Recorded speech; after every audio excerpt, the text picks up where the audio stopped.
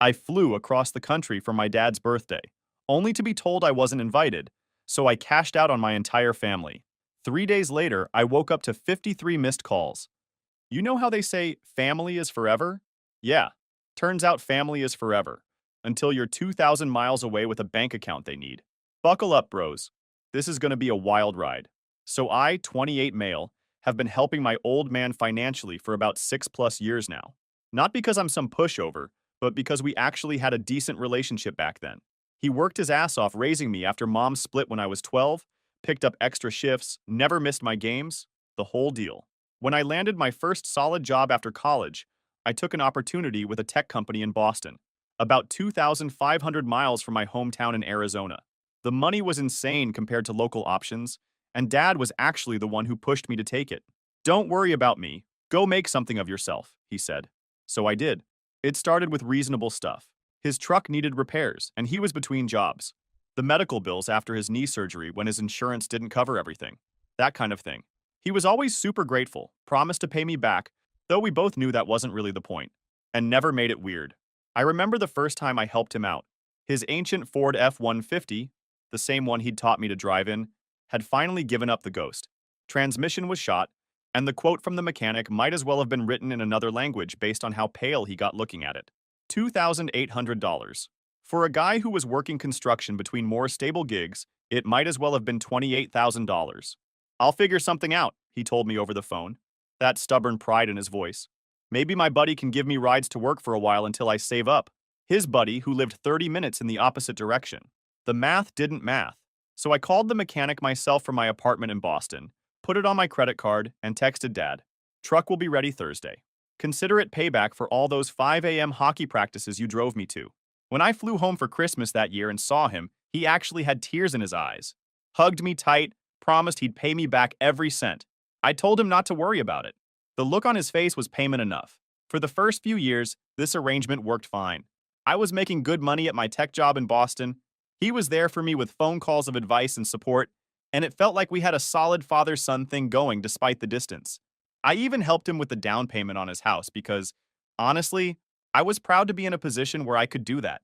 He'd spent decades in a crappy apartment so I could have what I needed growing up. I'd fly home for major holidays and occasionally a long weekend, and those visits actually meant something. The house wasn't anything fancy, just a modest 3-bedroom ranch style in a decent neighborhood. But man, you'd have thought I'd bought him a mansion from how excited he was.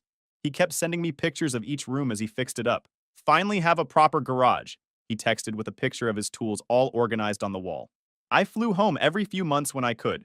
We'd grill in the backyard, watch the game, and he'd show me his latest home improvement project. He'd always pick me up from the airport himself, no matter what time my flight landed.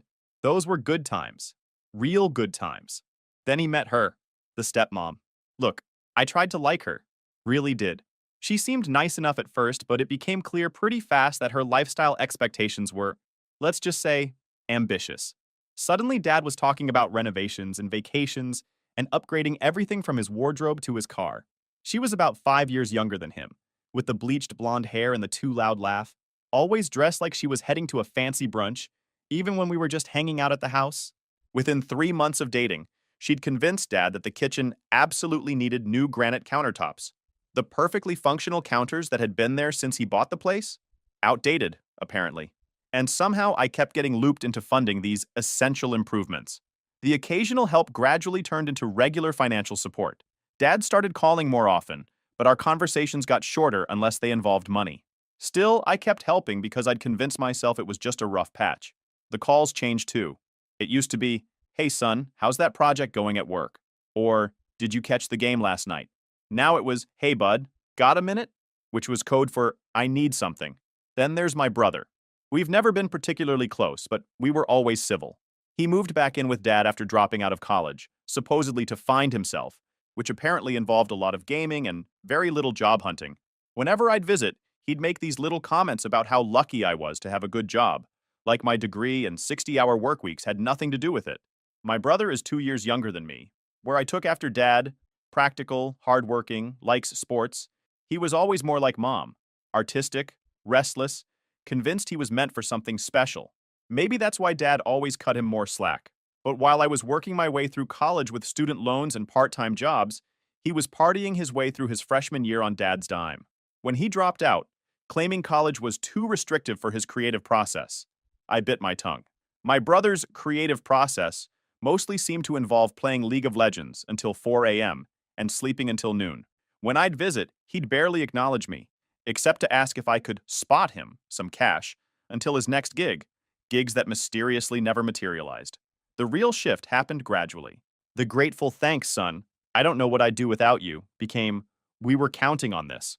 The occasional request became monthly expectations. The appreciation faded, replaced by a weird sense of entitlement to my money. Like the time I flew home for Thanksgiving and noticed Dad's new 75-inch smart TV mounted on the wall. Nice upgrade, I said, remembering the 55-inch I'd helped him pick out during my last visit. Patricia found it on sale, he shrugged. Been meaning to tell you the property taxes went up this year. Gonna be about $1,500 more than we thought. No connection between the two expenditures seemed to register with him. And weirdly, for the first time ever, Dad didn't pick me up from the airport that trip, said his knee was acting up. Yet there he was, perfectly mobile, showing off how he'd mounted the TV himself. But I still wasn't seeing the full picture. Family loyalty is a hell of a drug. Anyways, 2 months ago, Dad called about his upcoming 65th birthday. Milestone birthday, he said. Time to celebrate, he said.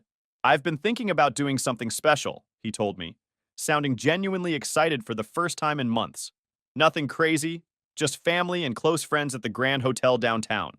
I was actually happy to hear him sounding like his old self. That Grand Hotel isn't cheap. We're talking at least $250 per head for a private event. But if it meant seeing Dad enjoying himself like he used to, it seemed worth it. Send me the details, I said. I'd love to help make it happen. He practically gushed with gratitude.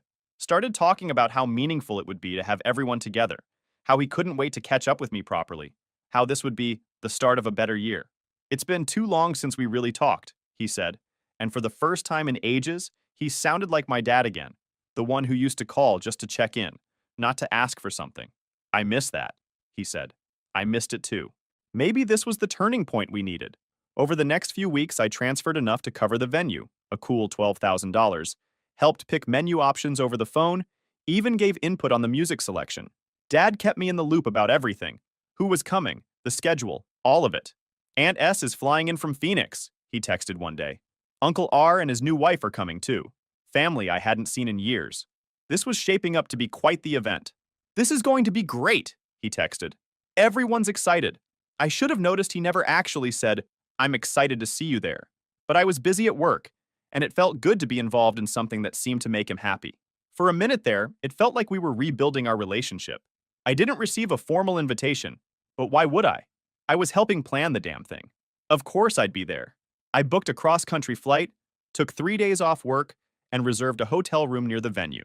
The day before, I texted him to confirm the time as I was packing my suitcase, and he responded with doors open at 7, dinner at 8. No mention of meeting up beforehand, offering to pick me up from the airport or anything. But I didn't think much of it. I even bought a new suit for the occasion, charcoal gray Tom Ford that set me back nearly $2,000. I'm not usually a brand guy, but this was a special occasion. First time I'd be seeing some extended family in years, and after a 5-hour flight, I wanted to at least look good while fighting the jet lag. Wanted to make a good impression. The morning of the big day, I sent a quick, looking forward to tonight text. No response, but Dad was probably busy with last-minute preparations.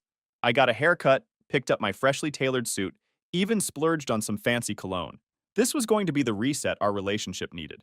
My flight landed at 4:30, giving me just enough time to grab my rental car, check into the hotel, shower off the airplane grime, and get dressed. Driving through my old hometown felt strange. I'd flown 2,500 miles for this.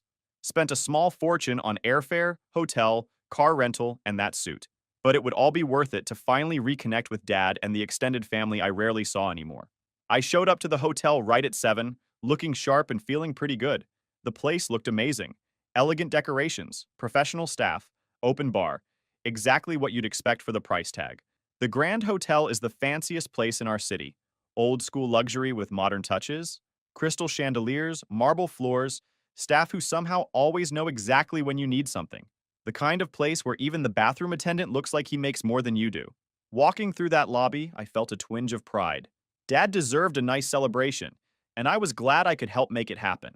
I was looking forward to finally having some quality time with him after months of mostly financial conversations. What I wasn't expecting was the woman with the clipboard at the entrance to the ballroom. Name? She asked with professional courtesy. I gave her my name and mentioned I was the birthday man's son. She scanned her list, flipped to another page, then looked up with that practiced customer service smile. I'm sorry, sir. I don't see your name on the guest list. I laughed, assuming there had been some kind of clerical error. There must be a mistake. I helped organize this whole event. Let me double check with the event coordinator, she said, stepping away to speak into her headset. I stood there, not particularly worried yet, watching guests stream past me into the ballroom. I recognized family friends, cousins I hadn't seen in years, even Dad's old bowling buddies. My cousin Trent nodded as he walked by with his wife. Nice suit, man, he said, giving me a fist bump before heading in. Then a staff member approached. Are you with one of the vendors? Checking on the catering, perhaps? No, I said, still calm. I'm his son. I actually helped plan this whole thing. Oh, he said, looking uncomfortable. Just a moment. As I waited, I texted Dad, I'm at the door, but there seems to be an issue with the guest list. No response. 5 minutes passed. 10. Through the open doors, I could see the party in full swing. The room looked amazing, and everyone seemed to be having a great time, laughing and catching up. Finally, Dad appeared with my brother trailing behind him. Dad was wearing a new suit I'd never seen, and my brother had that smug look he gets when he thinks he's about to witness some drama. Hey, Dad said, with none of the warmth I'd expected. Didn't think you'd actually show up? I blinked, confused. What?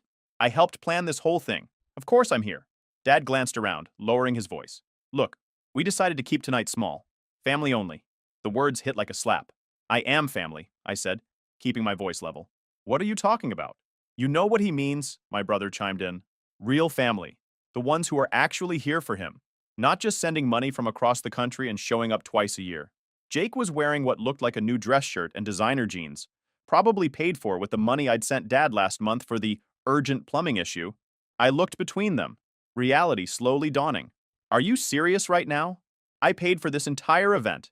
The venue, the food, everything. Dad had the decency to look slightly uncomfortable. And we appreciate that. But tonight's about celebrating without any complications. Complications, I repeated. That's what I am now? Dad sighed like I was being difficult. You know things have been strained. We thought it would be better this way. Less awkward for everyone. One of the waitstaff was hovering nearby, clearly pretending not to listen while catching every word. Young guy, probably college age, straightening already perfect place settings at the table closest to us. And standing just inside the doorway, watching this whole interaction, was my stepmom. She was decked out in what had to be a brand new outfit, complete with jewelry that definitely wasn't from a department store. When she caught my eye, she quickly turned away, pretending to be fascinated by a conversation with my aunt. I took a deep breath. Getting angry wouldn't accomplish anything, but I wasn't about to slink away either. Not after flying across the country, not after funding this entire charade. You know what? I said calmly. I think I'll stay. Dad's eyes widened slightly. Look, son. No, you look, I said, keeping my voice steady but firm. I flew 2,500 miles to be here. I paid $12,000 for this venue. I'm going in. My brother stepped forward, trying to look intimidating. Dad said, I don't care what Dad said, I replied, not backing down. I care what I did, which was make this entire night possible. I pulled out my phone and opened my banking app. Want to see the transfer? Want to call the event manager over and ask who paid the deposit? Because I'm happy to clear that up right now. My brother scoffed. Always about money with you, isn't it? I couldn't help but laugh at the sheer audacity. That's rich coming from the guy who hasn't paid his own phone bill in 3 years. Tell me, how's that creative process going? Reached level 100 in League yet? He flushed red, but didn't have a comeback. Funny how people who leech off others never seem to have a good defense when called out directly. Dad tried another approach. Son, please, it's my birthday. Oh, I'm well aware, I cut in. I have the credit card statement to prove it, along with statements for the last 6 birthdays, Christmases, and that time you absolutely needed a new fishing boat. Because, and I quote, it would help with your depression. How's that working out, by the way? Because from where I'm standing, seems like the only thing that was depressed was my bank account. The waiter who'd been pretending not to listen was now openly watching, a slight smile at the corner of his mouth. I caught his eye. Excuse me, I said. Could you please tell my aunt, the one talking to that blonde with more filler than personality, That her nephew would like to speak with her outside? Just say it's about a surprise for my dad. My aunt's always had a soft spot for me, that's why I called her. My pleasure, sir, he replied with a knowing look that suggested he'd worked enough family events to recognize drama when he saw it. What are you doing? Dad hissed. Getting back up, I said simply. Or did you think I was going to just hand over 12 grand and slink back to Boston without even getting a slice of cake? That's not how investments work, Dad. Even bad ones. My stepmom had noticed the commotion and was watching nervously from inside, clutching her designer purse like I might try to repossess it. Not a bad idea, actually, considering I probably paid for it. You're making a scene, my brother muttered. No, I'm standing in a hallway having a conversation, I replied. A scene would be me walking in there and announcing to everyone that the open bar they're enjoying was courtesy of the son who wasn't good enough to invite. But don't worry, I'm not going to do that. I paused. Yet!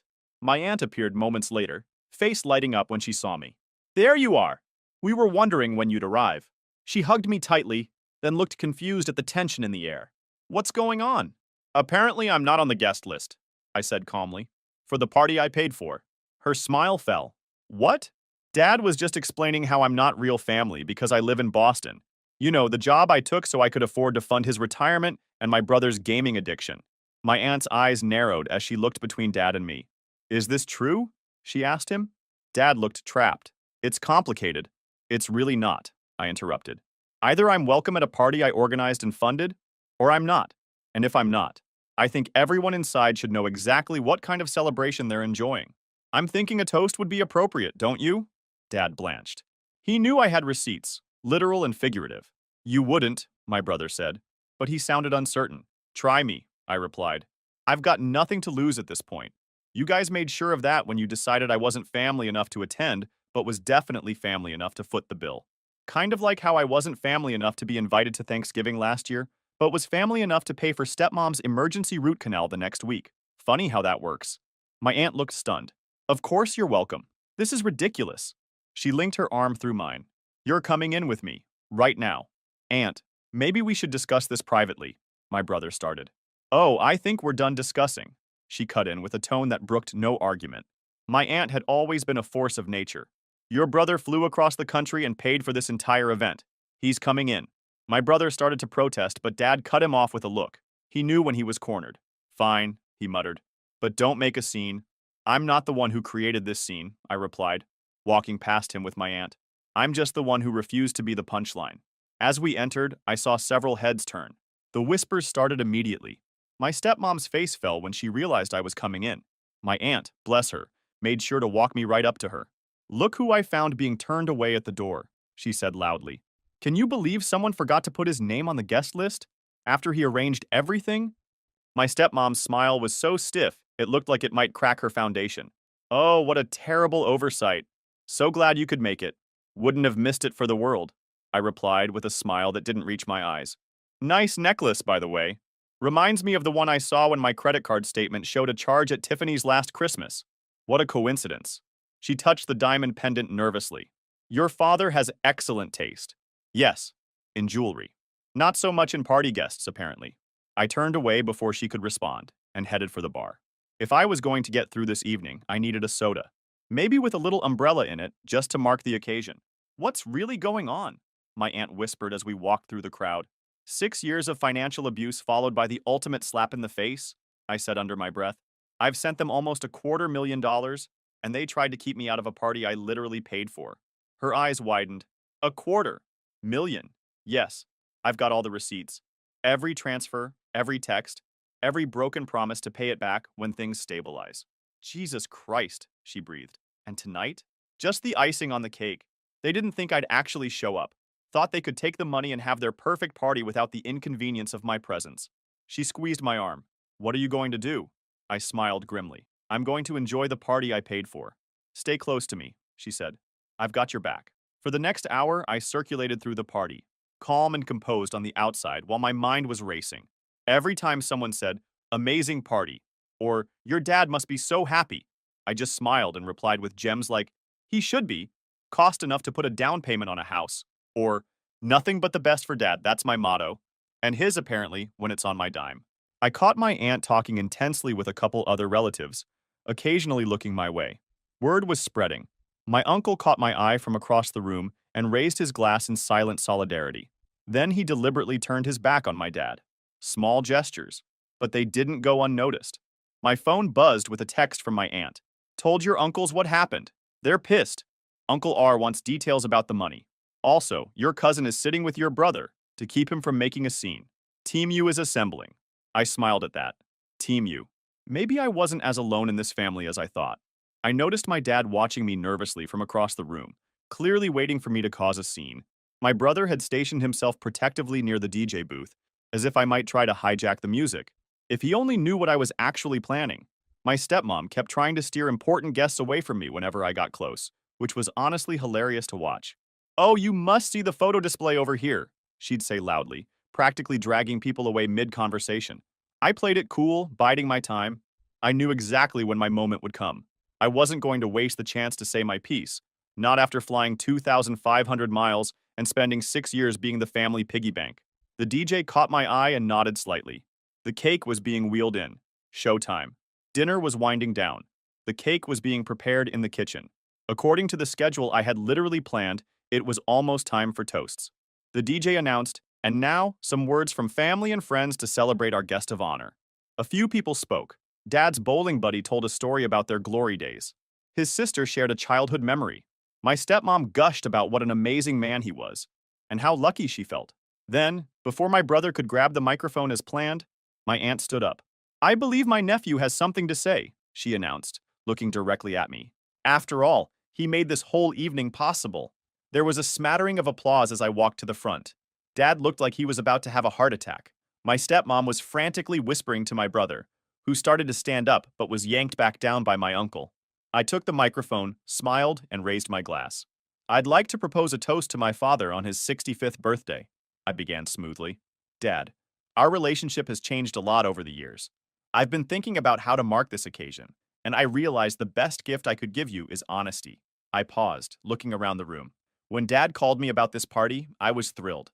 I was happy to help plan it, happy to cover the entire $12,000 cost of the venue and catering, happy to fly across the country to be here.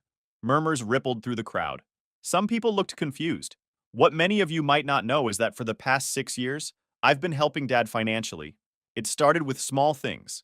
His truck needed repairs, there were medical bills. That was no problem. I was glad to help the man who raised me. I pulled out my phone. But over time, the requests grew. The gratitude shrank. Dad and my stepmom began to expect regular financial support from me. I looked directly at Dad now.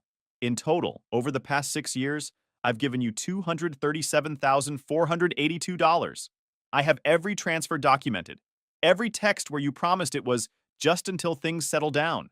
Every email thanking me for the temporary help that somehow became permanent. The room was dead silent now. Despite all this, when I showed up tonight, after flying across the country, taking time off work, buying a new suit, I was told I wasn't on the guest list. I was told I wasn't real family, just the ATM funding the lifestyle you see around you. I gestured to the elegant room. So happy birthday, Dad. My gift to you is the truth. Everyone here now knows exactly who paid for this party. Everyone knows exactly how you treat your own son. I raised my glass higher. To clarity, to reality, and to finally being free of financial exploitation, disguised as family obligation. I took a sip and set down my glass. The silence was absolute. Then I turned to the room. Enjoy the rest of the evening, everyone. The cake is excellent. I picked the flavor myself during the planning calls. I walked calmly toward the exit. As I passed my aunt, she squeezed my shoulder in silent support. My uncle gave me a solemn nod. Behind me, chaos erupted. My stepmom was on her feet, shouting that I was lying. My brother was trying to grab the microphone. Dad just sat there, staring at his plate. But I didn't look back. I walked out with my head high, the weight of 6 years finally off my shoulders. In the days that followed, the fallout was predictable. Dad's messages evolved from furious to desperate as the financial reality set in. Stepmom was suddenly re-evaluating their relationship, now that the money train had derailed. My brother had to deal with Dad's increasing panic about bills. How could you do this to me? After everything I've done for you? This is a massive misunderstanding. Call me. The mortgage is due next week. I thought we had an understanding. Then, stepmom's talking about moving out. Is that what you wanted? I don't know how I'm going to make ends meet. Please, son. I read each message but responded to none. 6 years of being manipulated and used had been more than enough. Family members I barely knew started reaching out, some to criticize me for humiliating Dad, others to quietly admit they'd suspected something wasn't right for years. My cousin called. Look, I've got to ask. Was all that stuff you said true? Every single word, I said. Every dollar, every broken promise. Jesus, he muttered. I always wondered how Uncle was affording all that stuff on his pension, but I figured maybe he had investments or something. His only investment was me, I said. For what it's worth, he said, before hanging up. I think you got screwed over. Bad. My aunt, Dad's sister, left a voicemail. I'm proud of you for standing up for yourself. I always knew something wasn't right with that woman. Your father was never like this before her. Call me if you need anything. I appreciated the support, but it came too late. Where were these people when Dad was draining my accounts for years?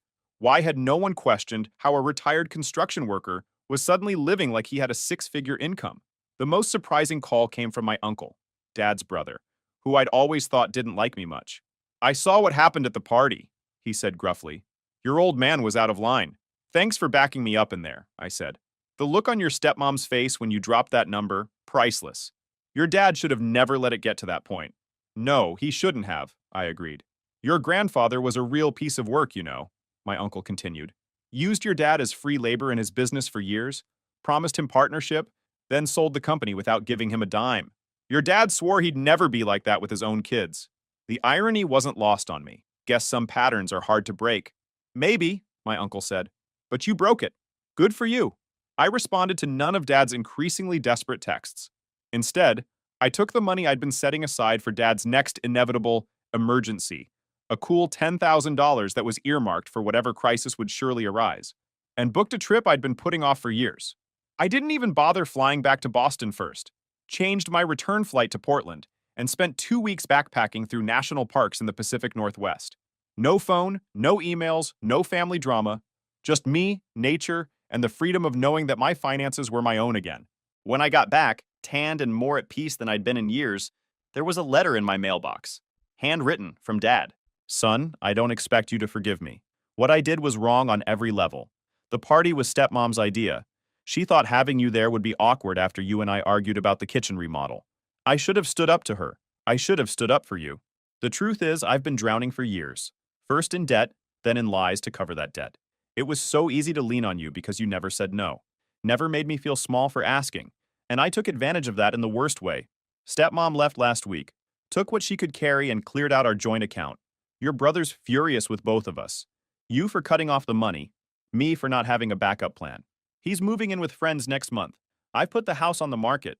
It's too much for me anyway, and I need to start paying you back. I know it will take the rest of my life to make things right financially, but I have to try. I miss who we used to be. I miss who I used to be before I became this person I don't recognize. If you ever want to talk, I'm here. No expectations, no requests, just a dad who failed his son and hopes someday to make amends. Love always, Dad. I folded the letter and put it back in the envelope. Maybe someday I'd be ready to talk to him again. Maybe I'd even be able to forgive him. But not today.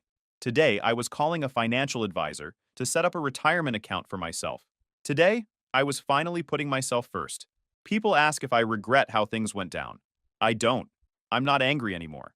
I'm just done.